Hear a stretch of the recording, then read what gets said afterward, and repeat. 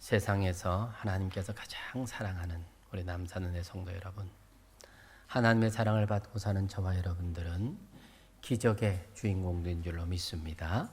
믿음과 기도로 넘지 못할 산은 없습니다. 오늘도 믿음으로 드리는 예배 가운데 임하시는 하나님, 우리의 기도를 신실하게 들어주시는 좋으신 하나님, 함께하며 은혜의 역사가 저와 여러분의 모든 삶 가운데 늘 충만해서 하늘의 신령한 복과 땅의 기름진 복이 여러분의 삶 가운데, 사업터 가운데, 가정 가운데 넘치기를 주의 이름으로 축원합니다. 지난 시간까지 창세기에 나온 귀한 영적인 거장들, 인물들, 그들을 통해서 주는 교훈들을 함께 받았습니다. 그리고 새벽 시간에 출애굽기 말씀을 함께 나누고 있기 때문에 자연스럽게 여호수아서 말씀을 또 함께 보기 위해서 또 시작을 합니다. 광야에서 출애굽을 불평했던 한 세대, 광야 40년 동안 모두 죽음을 당하고 이제는 다음 세대가 역사를 이어가게 됩니다. 출애굽 당시에 20세 이하의 아이들, 그리고 여호수아, 갈렙만이 가나안 땅에 들어갈 수 있는 기회가 주어지게 됩니다. 요단강 건너 여리고성이 보이고 있는 모압 평야에서 이제 한 세대가 막을 내리게 되는데, 애굽에서부터 그들을 영도했던 모세의 죽음과 함께 한 세대의 종말을 보게 됩니다.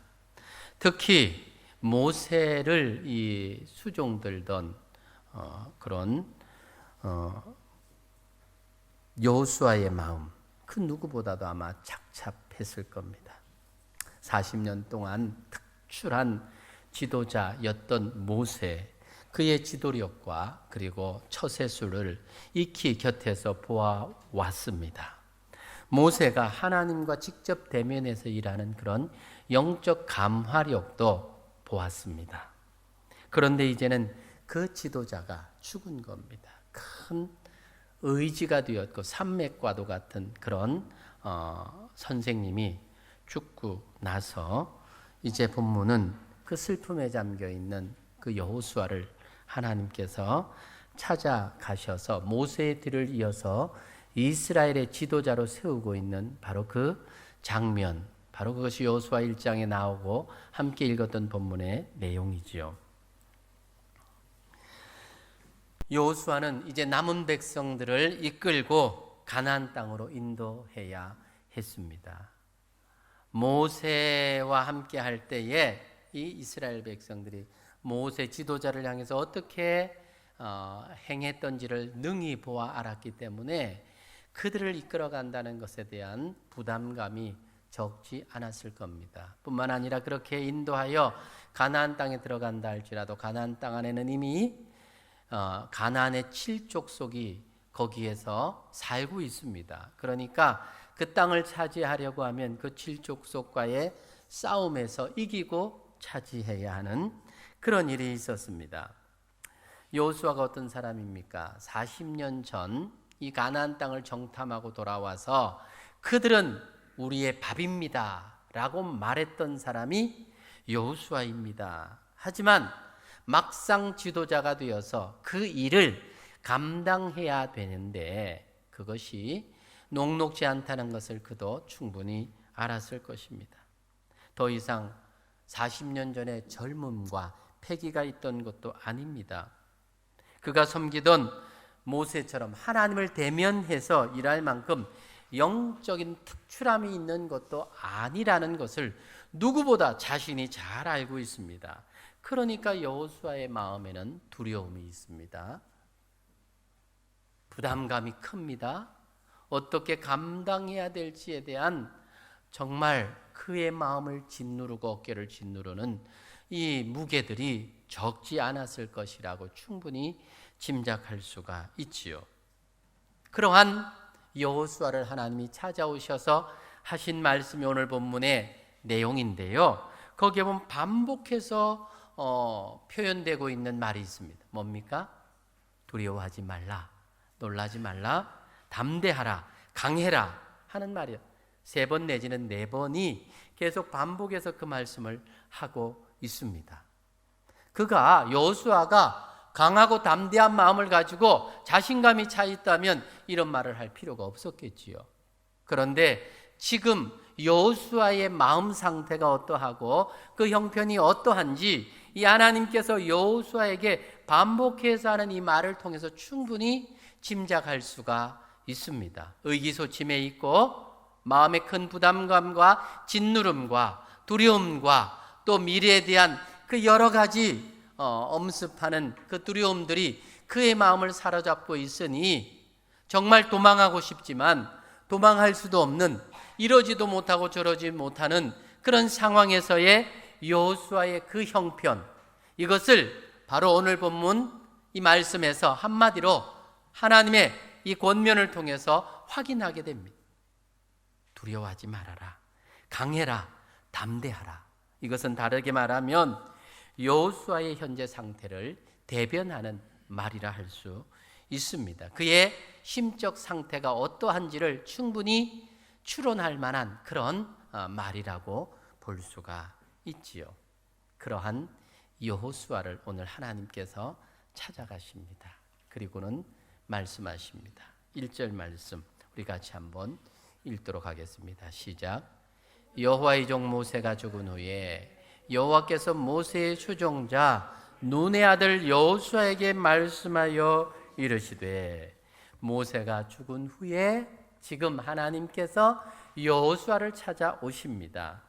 너무 적절한 때라고 말씀을 할 수가 있지요. 낙심이 찾아오고 이제 어떻게 해야 되지? 라고 하는 두려움이 앞을 가리던 바로 그때 하나님께서 여호수아를 찾아오셨다 하는 겁니다. 사랑하는 여러분, 우리 하나님이 이런 하나님이라고 하는 사실을 믿으시기를 바랍니다. 여호수아를 찾아오신 그 하나님이 바로 저와 여러분을 찾아오시는 하나님이신 줄로 믿으시기를 바랍니다. 때로 우리가 삶의 고단함과 어려움과 힘든 일들이 우리를 짓누르고 이러지도 못하고 저러지도 못하는 힘든 상황에 있는 우리들, 혼자인 것 같고 아무도 도와줄 사람이 없는 것 같은 그런 외로움 가운데 있는 우리를 친히 우리 하나님께서 찾아오신다는 사실을 믿으시기를 바랍니다. 여호수아를 찾아오셔서 우리 하나님께서 하시는 말씀이 바로 2절의 말씀입니다. 우리 같이 한번 읽읍시다. 시작. 내 종 모세가 죽었으니 이제 너는 이 모든 백성과 더불어 일어나 요단을 건너 내가 그들 곧 이스라엘 자손에게 주는 그 땅으로 가라. 하나님께서 여호수아를 찾아오서 제일 먼저 하신 말씀이 뭡니까? 내 종 모세가 죽었다. 지금 여호수아가 다 알고 있습니다. 모세가 죽은 것 때문에 의기소침해하고 있습니다. 그런데 하나님께서는 마치 의도적으로 말하는 것처럼 여호수아를 향해서 네 종 모세가 죽었다. 무슨 의미일까요? 왜 이렇게 말하고 있을까요? 현실을 직시하라는 말씀으로 들립니다. 더 이상 모세는 네가 믿고 기댈 언덕이 아니라고 말씀하는 것 같습니다.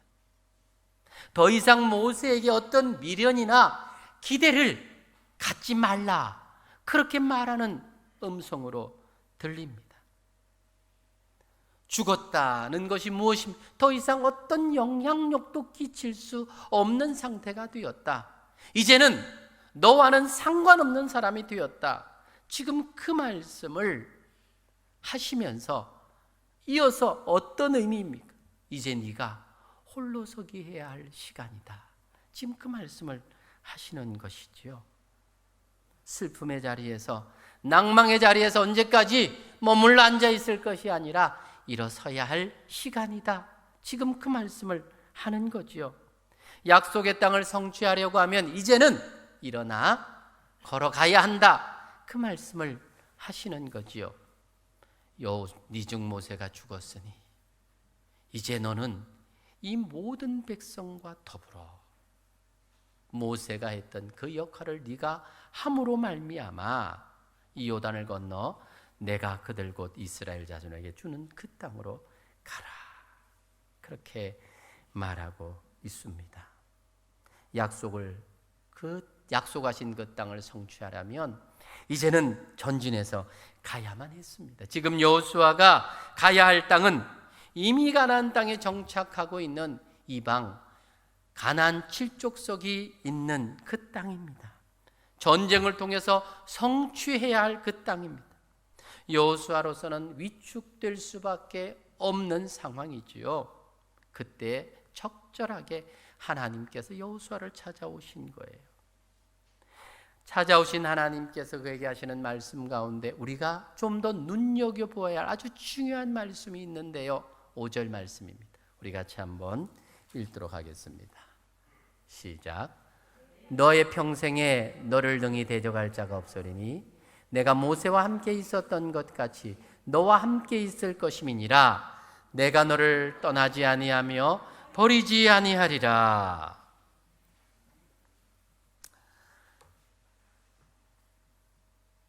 여호수아에게 하나님께서 말씀합니다. 내가 모세와 함께 있었던 것처럼 너와 함께 하겠다. 그 말씀을 합니다. 참 중요한 대목입니다. 어렵고 힘든 상황, 그 상황을 극복할 수 있는 신앙의 힘은 하나님이 함께 하신다라고 하는 것에서부터 시작이 되는다라는 것을 말해주고 있습니다. 여호수아로서는 지금까지 하나님이 어떻게 모세와 함께 하셨던지를 보아 40년 동안을 경험해서 알고 있습니다. 그러한 하나님께서 이제는 너와 함께 하겠다고 약속하고 있는 겁니다. 나와 함께 해주시겠다. 사실 모세를 생각해 보면 그가 처음부터 유능한 그런 지도자가 아니었습니다. 주님께서 그를 처음 불러 사명을 맡길 때 40년 동안 광야에서 장인 이드로의 양을 쳤던 모세, 모든 것 정말 하기 싫어했고 어떤 의욕조차 없었던 그런 모세였습니다. 친히 찾아가셔서 이제 네가 할 일을 말할 때에 모세는 어떤 반응을 보였습니까? 하나님, 저는 못합니다. 입술이 둔합니다. 그리고 하나님이 누구냐라고 말하면 나는 대답할 말도 없습니다. 난 안 갈 겁니다. 그런 모세에게 뭐라고 말합니까?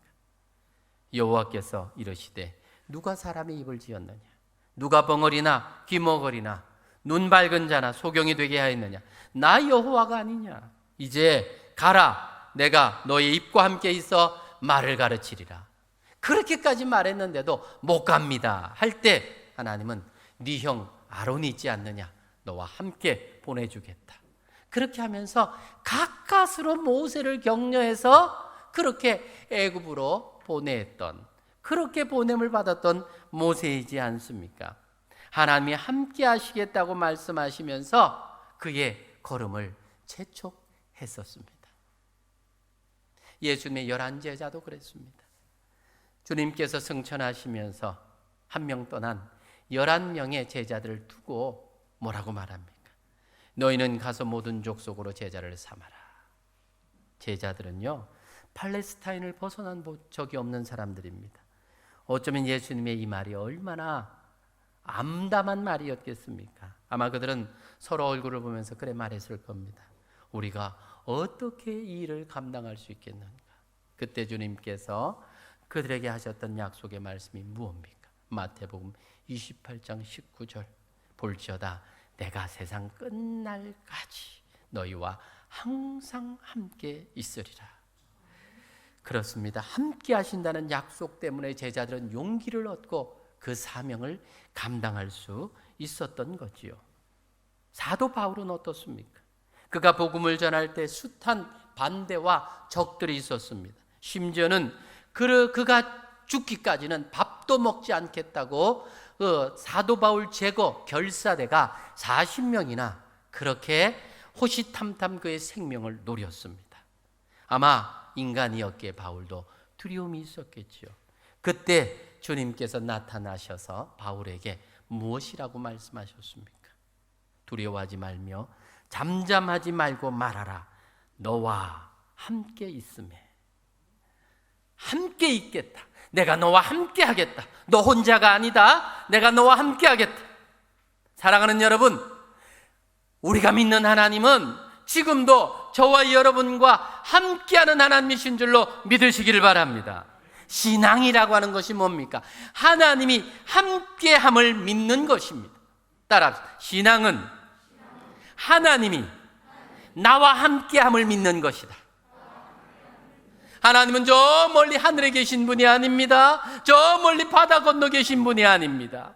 오늘 이렇게 슬픔과 낙심과 두려움과 모든 것이 엄습해서 주저앉아 있는 여호수아를 찾아가셔서 내가 모세와 함께 했던 것처럼 너와 함께 하겠다고 말씀하셨던 그 하나님, 삶의 여러 가지 힘들고 어려운 상황 때문에 주저앉아 있는 우리를 향하여 주님 친히 찾아오셔서 뭐라고 말씀하십니까? 너 혼자 아니다. 내가 너와 함께 하겠다. 할렐루야. 내가 너를 떠나지 아니하고 너희를 버리지 아니하겠다. 하나님이 여호수아를 찾아오셔서 하셨던 말씀입니다. 하나님은 지금도 사랑하는 당신의 자녀들을 찾아오십니다. 비록 우리가 여호수아처럼 큰 민물은 아니라고 하여도 하나님은 하나님의 백성된 하나님의 자녀인 저와 여러분들을 향하여 하나님께서 항상 나를 지켜주시고 항상 나를 버리거나 떠나지 아니하신다 라고 하는 이 분명한 메시지를 우리에게 말해주고 싶어 합니다.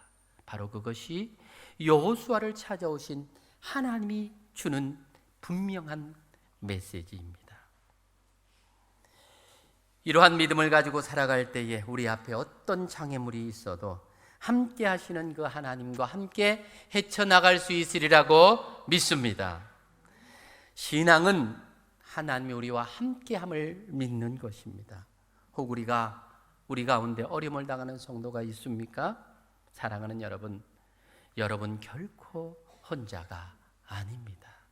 사랑하는 사람이 내 곁을 떠날 수 있고 내가 믿었던 그 누가 나를 배신할 수 있을지라도 우리 하나님 지금까지 앞으로도 한 번도 우리를 버리시거나 떠나지 아니하시는 우리 하나님이라는 사실을 믿으시기를 바랍니다. 사랑하는 여러분, 우리는 결코 혼자가 아닙니다. 하나님이 함께 계심을 믿고 주님 손 꼭 붙들고 다리 일어서는 저와 여러분, 우리 남산의 성도들 되시기를 주님의 이름으로 축복합니다. 그 함께 하시는 하나님께서 오늘 여호수아에게 하고 있는 약속을 우리가 함께 보려고 합니다. 3절로 6절의 말씀, 하나님께서 여호수아에게 주신 말씀이지만 하나님이 우리에게 주시는 말씀으로 생각하면서 우리 같이 한번 3절로 6절까지 말씀을 읽겠습니다. 같이 봅시다. 내가 모세에게 말한 바와 같이 너희 발바닥으로 밟는 곳은 모두 내가 너희에게 주었노니 곧 광야와 이 레바논에서부터 큰 강 곧 유브라데 강까지 해쪽 속의 온 땅과 또 해지는 쪽 대해까지 너희의 용토가 되리라. 너의 평생에 너를 능히 대적할 자가 없으리니 내가 모세와 함께 있었던 것 같이 너와 함께 있을 것임이니라. 내가 너를 떠나지 아니하며 버리지 아니하리니 강하고 담대하라. 너는 내가 그들의 조상에게 맹세하여 그들에게 주리라 한 땅을 이 백성에게 차지하게 하리라. 아멘. 오늘 본문을 좀 읽으면 좀 이상한 한 곳을 발견하게 됩니다. 3절 하반절의 말씀인데요. 보면 하나님이 여호수아에게 말합니다. 모세에게 말한 것처럼 너희 발바닥으로 밟는 곳은 모두 내가 너희에게 주었노니. 시제적으로 보면 뭡니까? 과거, 현재, 미래 중에 무슨 말입니까? 과거형이다, 그죠? 내가 너희에게 이미 주었다. 지금 여호수아와 그 백성들은 가나안 땅에 들어가지 않았습니다. 가나안 땅에 아직 들어가지도 않은 상황에서 하나님께서 여호수아에게 이미 그 땅을 주었다. 과거형을 쓰고 있다는 것입니다. 실제 가나안 땅에 들어가지도 않았는데 이렇게 표현하는 것은 시제적으로는 맞지 않습니다. 하지만 이 표현은 하나님의 분명한 의지를 말하는 거죠. 내가 주겠다. 지금 시제적으로 보면 이런, 내가 네가 밟는 모든 것을 너에게 줄 것이다. 이렇게 약속을 해야 되는데 주었다. 이렇게 말하는 거거든요. 이미 약속했다는 것, 이미 너희는 받았다 그 말입니다. 할렐루야. 여러분, 이게 뭡니까? 하나님의 의지입니다. 전능하신 하나님께서 하신 약속에 대한 분명한 도장 찍는 겁니다. 하나님께서 이렇게 약속하신 약속은 그대로 될 줄로 믿으시기를 바랍니다. 이후에 성경을 읽어보면 어떻게 그 역사가 이루어졌는지를 확인하게 됩니다. 우리가 또 신약 성경을 읽다가 이런 표현이 있습니다. 너희가 믿고 구한 것은 받은 줄로 믿으라. 할렐루야. 무슨 말입니까? 믿고 구한 것은 받을 것이다가 아니라 받은 줄로 믿으라. 믿고 구한 것은 이미 하나님께서 분명히 약속하시는데 약속대로 이루어질 것에 대한 하나님의 분명한 도장입니다. 그러니 믿고 구함으로 응답의 역사를 경험하고 체험하는 복된 성도들 되시길 주의 이름으로 축원합니다. 하나님께서 지금 여호수아를 향하여서 이미 홍해를 가르시며 바다를 육지되게 하셔서 건너오게 하셨던 그 하나님, 여호수아는 이미 체험했던 사람입니다. 뿐만 아니라 여호수아는 40년 동안 이스라엘 백성들이 광야를 지나면서 아침마다 만나를 주셨고 고기 대신 메추라기를 주시고 40년을 걸었는데, 광야길을 걸었는데 신발이 헤이지 않았습니다. 옷이 닳지를 않았습니다. 이런 기적 같은 역사를 이미 경험했던 여호수아입니다. 하나님께서 어떤 분이신지 여호수아는 보면서 경험하면서 40년을 지내왔습니다. 지금 그 하나님께서 여호수아에게 찾아오셔서 말씀하시니 그저 들리는 말이 아니지요. 그 전능하신 하나님께서 이미 네가 밟는 모든 것을 내가 너에게 주었다고 약속한다 그 말입니다. 그러니 여호수아로서는 더 염려할 게 없지요. 걱정할 게 없지요. 그 하나님이 나타나셔서 친히 약속하고 계시기 때문입니다.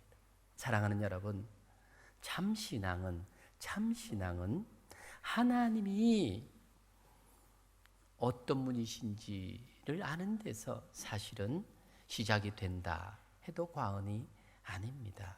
하나님을 안다라는 것, 들어서 동의하는 수준이 아닙니다. 신약 성경이 기록된 헬라어는 이 안다라는 표현을 기노스코라고 하는 단어를 씁니다. 그리고 구약 성경을 기록한 히브리서에서는 히브리어에는 야다라고 하는 단어를 쓰는데, 그렇게 표현되고 있는 안다는 표현은 경험해서 안다는 표현입니다. 내가 하나님을 안다, 경험해서 확신 가운데 하나님이 어떤 분인 줄을 안다라고 하는 그 표현이라고 하는 말입니다. 지금 여호수아는 40년 광야 생활을 통해서 하나님이 어떤 분이신지 체험하여 압니다. 그러니 그 하나님께서 약속을 이루시겠다고 하니 얼마나 힘이 되겠습니까? 5절에서 보면 여호수아를 향하여 너를 평생에 당할 자가 없게 할 것이라고 하나님께서 친히 말씀하고 계십니다. 전쟁에서 승리를 약속하는 순간입니다. 그러니까 여호수아의 입장에서 볼 때는 이제 이긴 전쟁에서 확인하는 수순만 남았다, 그렇게 말할 수가 있습니다. 그런데 문제가 하나 있습니다. 무슨 문제입니까? 지금 이 하나님께서 찾아오셔서 하신 약속의 말씀을 믿기에는 현실이 너무 암담하다는 겁니다.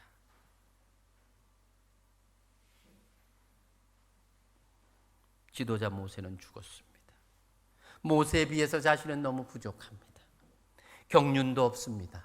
자기 힘으로 지금 이렇게 200만이나 넘는 이스라엘 백성들을 이끌어 간다는 것 자체가 두려움입니다.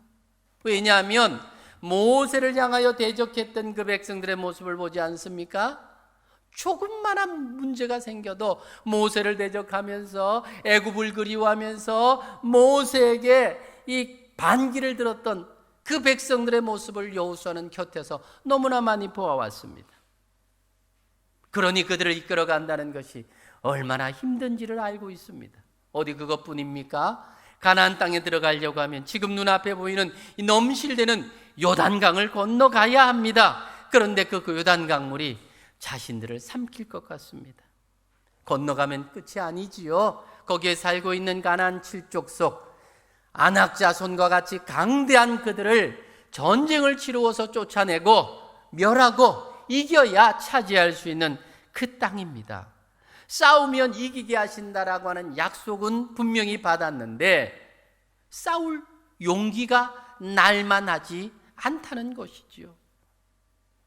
약속은 분명한데 현실이 발목을 잡고 있다는 것입니다. 사랑하는 여러분, 혹 이 모습이 우리의 모습은 아닙니까?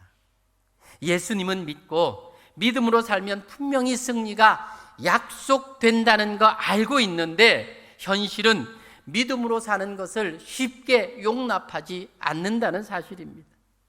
주님은 우리에게 말씀하시기를 내가 온 것은 너희로 하여금 풍성한 삶을 살게 하기 위함이라고 분명히 약속하고 있는데 그 풍성함이라고 하는 것이 너무 멀리 아련하게 보여진다는 것입니다. 그래서 믿음을 포기하고 싶을 정도로 갈등하고 있는 성도들은 없으십니까?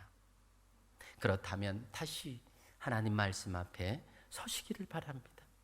하나님은 우리를 황무지와 같이 그런 척박한 메마른 삶을 살기 원치 않으십니다. 승리의 삶, 감사의 삶, 기쁨의 삶, 풍성한 삶을 살기를 원하십니다. 우리 앞을 가로막고 있는 넘실거리는 그 요단강을 이제는 건너야 합니다. 넘실거리는 강물이 우리를 좌절시키지 말게 해야 합니다. 하나님의 약속이 분명하니 사막을 건너고 강물을 지나야 합니다. 이후에 약속이 그대로 우리 앞에 펼쳐지게 되는 것입니다. 그러니 우리는 지금 암울한 현실을 바라보아야 할지, 주님이 주신 약속의 말씀을 바라보아야 할지 선택해야 한다는 겁니다.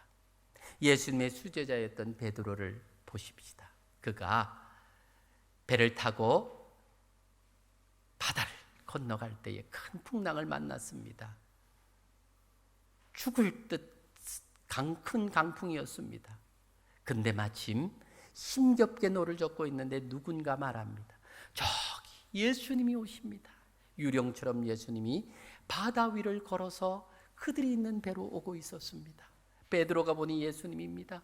너무나 놀랐습니다. 그래서는 그 배 위에서 뛰어내려서 예수님이 계신 그곳을 향하여 바다 위를 걸어갔습니다. 그러다가 갑자기 자기 모습을 본 거예요. 보니까 어때요? 지금 발밑을 휘감고 도는 그 파도가 보이더라는 겁니다. 조금까지 예수님만 보고 걸을 때는 바다 위를 걷다가 갑자기 발밑을 보니까 파도예요. 갑자기 두려움이 찾아오고 깊이 물속으로 빠져듭니다. 그때 주님께서 그의 손을 붙잡고 일으켜 세우시지. 왜 의심하였느냐? 왜 두려워하였느냐? 주님을만 바라보면 우리의 그 파도를 건너 뛰어넘고 파도 위를 걷는 것처럼 우리의 문제 위를 걸어서 주님과 함께 걸을 수 있는데 문제를 바라보니 더 이상 주님이 보이지 않고 문제의 무게에 짓눌려서 꼼짝달싹 못하는 우리의 모습들을 보게 된다는 것입니다. 여호수아에게 이기게 하시마 약속하신 그 하나님, 바로 저와 여러분의 하나님이신 줄로 믿습니다. 여호와 니시, 승리하게 하시는 하나님이 바로 저와 여러분의 하나님이신 줄로 믿습니다. 할렐루야. 믿음의 눈으로 주님을 바라봅시다. 그리고 주님의 명령을 기억합시다. 사랑하는 여러분, 힘드십니까? 어렵습니까? 지쳤습니까? 더 이상 어떤 것도 할 수 없을 것처럼 쓰러져 앉아 계십니까? 주님 오늘 찾아오셔서 말씀, 강하고 담대하라. 할렐루야. 사랑하는 여러분, 주님은 두려워하고 힘들어하는 여호수아를 찾아와 내가 너와 함께 하겠다고 약속하고 있습니다. 그 주님이 지금 우리를 찾아오셔서 동일한 약속을 하고 계십니다. 강하고 담대하라. 두려워하지 말며 놀라지 말라. 함께 하시는 주님의 약속의 주님이 계시기에 더 이상 주저앉아 있지 말고 강하고 담대하시기를 주의 이름으로 축원합니다. 왜냐하면 그 주님이, 그 하나님이 저와 여러분의 하나님이시기 때문에 그렇습니다. 오늘 이제 본문의 말씀을 보면 그 하나님께서 이제 우리에게 강하고 담대할 수 있는 비결을 또 말씀해 주고 있는데, 본문 7절과 8절의 말씀입니다. 같이 한번 읽도록 하지요. 7절과 8절. 오직 강하고 극히 담대하여 나의 종 모세가 너에게 명령한 그 율법을 다 지켜 행하고 좌로나 우로나 치우치지 말라. 그리하면 어디로 가든지 형통하리니 이 율법책을 내 입에서 떠나지 말게 하며 주야로 그것을 묵상하여 그 안에 기록된 대로 다 지켜 행하라. 그리하면 너의 길이 평탄하게 될 것이며 네가 형통하리라. 아멘. 오늘 본문에 보면 그리하면이라고 하는 접속사로 앞에 원인과 결과를 말하고 있습니다. 이렇게 하면 이렇게 하겠다. 자, 어디로 가든지 형통하게 되는 비결, 무엇을 하든지 평탄하게 되며 형통하게 되는 비결. 그리하면, 어떻게 하면? 7절에 나의 종 모세가 너에게 명령한 그 율법을 다 지켜 행함으로 좌로나 우로나 치우치지 아니하면, 그리하면 이 율법책을 내 입에서 떠나지 말게 하여 주야로 그것을 묵상하여 그 안에 기록된 대로 다 지켜 행하면, 그리하면 하나님께서 평탄하게 하겠다, 형통하게 하겠다, 더 이상 두려움의 삶이 아니라 풍성한 승리의 삶을 살게 하겠다 약속하고 계시는 것입니다. 하나님께서 모세 살아생전에 여호수아에게 꼭 시킨 일이 있습니다. 모세가 여호수아를 위해서 하게 한 일이 있습니다. 출애굽기 17장 14절에 보면 여호와께서 모세에게 이르시되 이것을 책에 기록하여 기념하게 하고 여호수아의 귀에 외워 들리라. 여호수아는 비록 모세가 죽음으로 그의 곁을 떠났지만 모세를 통해서 받은 하나님의 말씀을 들고 있습니다. 모세가 살아있는 동안 하나님께서 모세에게, 여호수아에게 이 율법을 그에게 가르쳐 지킬 수 있도록 가르치라고 말했습니다. 좁게는 시내산에서 받은 10계명을 말하고, 조금 더 넓은 의미로는 모세를 통해서 기록한 모세 오경, 즉 창세기, 출애굽기, 레위기, 민수기, 신명기, 이것을 말하는 것이지요. 그런데 강하게 하고 담대하라 하는 말씀과 이 율법 준수가 무슨 연관이 있는 것입니까? 하나님께서 우리에게 하나님의 말씀, 율법을 주신 것은 그 말씀을 지킴으로 우리를 올가매려고 하는 게 아닙니다. 하나님은 하나님의 말씀, 율법을 주신 것은 하나님과의 관계가 늘 평탄하고 형통하고 바르기를 원해서 말씀을 주신 거예요. 하나님과의 관계를 바르게 하기 위해서 말씀을 주셨다는 겁니다. 그래서 요한복음 14장 21절은 말합니다. 나의 계명을 지키는 자라야 나를 사랑하는 자니. 요한복음 14장 23절, 사람이 나를 사랑하면 내 말을 지키리니 그랬습니다. 그러니까 하나님을 사랑하기에 하나님의 말씀, 계명을 지키는 것입니다. 사랑하지 않으면 계명을 밥 먹듯이 어깁니다. 여러분, 왜 주의를 안 지킬까요? 여러 가지 상황, 여건, 그런 것 때문에 하나님을 사랑하지 않기 때문에 그렇다고 하나님은 우리를 진단하시고 계십니다. 왜 하나님 말씀에 순종하지 않을까요? 말씀이 분명한데 왜 말씀 따라 살지 않을까요? 하나님을 사랑하지 않기 때문이라고 하나님은 진단하고 계신다라는 겁니다. 여러분, 사랑하면요, 사랑하는 사람의 말에 귀를 기울입니다. 힘들고 어려워도 그 말을 지키려고 합니다. 그래서 그 사랑하는 사람을 기쁘게 하려고 합니다.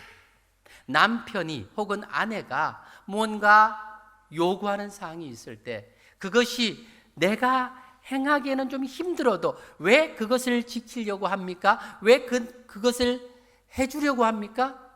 그러므로 말미암아 사랑하는 사람을 행복하게 하기 위해서 그런 거지요. 우리가 하나님이 주신 말씀을 순종하는 것도 꼭 그렇습니다. 하나님이 우리에게 주신 말씀을 내가 순종함으로 따라감으로 하나님을 기쁘시게 하기 위한, 바로 그것은 하나님과 우리와의 관계를 말하는 거예요. 그 사랑의 관계를 말하는 거예요. 율법을 지키는 자, 하나님을 사랑하는 자에게 하나님은 강하고 담대함을 주신다고 약속하고 있습니다. 오늘 그리하면이라고 하는 말이 무슨 말입니까? 네가 모세를 통해서 너에게 가르쳐 주었던 그 말씀을 기억하고 그 말씀대로 행하며 우로나 좌로나 치우치지 아니하면, 그리고 이 율법책을 내 입에서 떠나지 말게 하고 주야로 그 율법을 묵상하고 기록한 대로 행하면, 그리하면 내가 네가 어디로 가든지 형통하게 하겠다. 네가 어디로 가든지 너를 지켜서 평탄하고 형통하게 하겠다. 주님께서 그렇게 약속하고 계시는 겁니다. 여호수아를 향하여 하신 이 약속은 지금도 동일하게 하나님의 백성인 저와 여러분을 향하여 주시는 말씀인 줄로 믿으시기를 바랍니다. 하나님의 말씀을 지키고 하나님을 사랑하는 자, 하나님은 강하게 하시고 담대하게 하시겠다고 약속하십니다. 하나님의 자녀들, 하나님과의 관계가 바르면요, 힘이 있습니다. 믿는 구석이 있는 겁니다. 하나님과의 바른 관계가 되면 하나님이 지키시고 도와주시겠다고 말씀하십니다. 앞서 모세에게 했던 말씀, 여호수아에게 했던 말씀, 동일하게 우리에게도 그 말씀을 하고 계시는 겁니다. 사랑하는 여러분, 오늘 이 말씀이 우리에게 그대로 적용되어지기를 원합니다. 혹 지금 우리 가운데 하나님과의 관계가 멋쩍게 만들고 머쓱하게 하는 일들이 있습니까? 고백하고 내려놓으시기를 바랍니다. 믿는 성도가 하나님과의 관계가 불편해지면요, 죄가 그것을 관계를 깨트리면요, 영육 간의 축복의 문이 닫히는 거예요. 그래서 사도 요한이 가룟 장로에게 했던 기도가 그 내용입니다. 내 영혼이 잘됨 같이 네가 범사에 잘되고 강건하기를 내가 간구한다. 이 기도는요, 하나님과의 관계가 바르게 되면 내가 너를 축복된 삶으로 약속대로 인도해 주겠다, 그 말씀이지요. 그러니 우리는 하나님 말씀을 매 순간 묵상해야 됩니다. 묵상하는 것으로 끝나는 것이 아니라 그 말씀대로 우로나 좌우로나 치우치지 아니하며 행하며 지킴으로 하나님을 사랑하는 그 증거를 가지고 있어야 한다는 것입니다. 옛날 이스라엘 백성들은요, 손목에 메고 미간에 붙일 정도로 하나님 말씀을 늘 삶과 동행하는 말씀으로 삼았습니다. 지금 우리는 어떠합니까? 하나님께서 지금 지쳐있는, 낙심해 있는, 주저앉아 있는 무거운 짐으로 더 이상 어떻게 할 수 없는 상황에 여호수아를 찾아오셔서 오늘 말씀하고 있습니다. 모세와 함께 했던 것처럼 내가 너와 함께 하겠다. 내가 너를 지키겠다. 보호하겠다. 어디를 가든지 무엇을 하든 내가 너와 함께 하겠다. 단 하나 네가 기억해야 될 것이 있다. 모세가 너에게 가르쳐 주었던 그 율법을 다시 기억하고 좌로나 우로나 치우치지 아니하며 행하라. 그 율법책을 네 마음에 늘 묵상하면서 그 율법에 나온 그대로 지켜 행하라. 그리하면 이제는 더 이상 두려워할 거 없다. 내가 너와 함께한다. 내가 너를 도와준다. 내가 너를 지킨다. 내가 되게 한다. 할렐루야. 사랑하는 여러분, 이후에 일어나는 이스라엘 백성들의 일들을 한번 보십시오. 요단강을 건널 때 어떻게 건넙니까? 하나님께서 길을 열지 않으십니까? 마치 모세를 통하여 홍해바다를 갈랐던 것처럼 요단강을 갈라서 걸어갔습니다.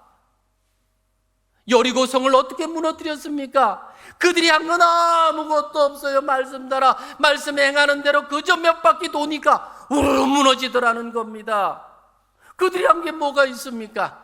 그저 말씀대로 순종했더니 하나님이 되게 하시는 역사들, 여호수아를 통해서 보여주시는 하나님의 약속이라면 지금도 살아계신 그 하나님, 우리와 함께 하시는 그 하나님, 우리가 할 수 있는 일이 뭐가 있습니까? 사실 하나님이 되게 하실 텐데 우리가 하는 것, 하나님 말씀대로 살아 하나님과의 관계를 바르게 하면 하나님은 되게 하시는 역사를 우리에게 보여주실 줄로 믿습니다. 이런 놀라운 믿음의 역사가 우리 안에 있기를 주의 이름으로 축원합니다. 그러기 위해서 우리가 할 수 있는 것은 다른 게 아니에요. 말씀대로 사는 것. 그래서 하나님과의 깊은 관계 속에 있는 것. 그런 아름다운 역사가 저와 여러분 가운데 있어 이후에 우리의 삶이 하나님 주시는 귀한 복으로 넘치기를 주의 이름으로 축원합니다. 이 시간 같이 한번 기도하기를 원합니다. 사랑하는 여러분, 오늘 본문의 말씀이 우리에게 주는 교훈은 너무나 분명하지 않습니까? 지쳐있고 낙심하는 여호수아도 사람이기에 언제는 정말 그들이 우리의 밥이라고까지 말했던 사람이지만 현실의 벽에 부딪혀서 주저앉아 있습니다. 지쳐 있습니다. 아무것도 할 수 없는 사람으로, 무능한 자로, 낙심한 자로 지금 앉아있는 그를 또 주님 찾아가셔서 되게 하시는 역사들, 어쩌면 지금 우리에게 찾아오시는 그 하나님이십니다. 우리가 할 수 있는 일은 아무것도 없다고 주저앉아 있는 우리를 친히 찾아오셔서 오늘 여호수아에게 말씀하셨던 것처럼 우리에게 말씀하고 있습니다. 일어나라, 내가 너와 함께한다.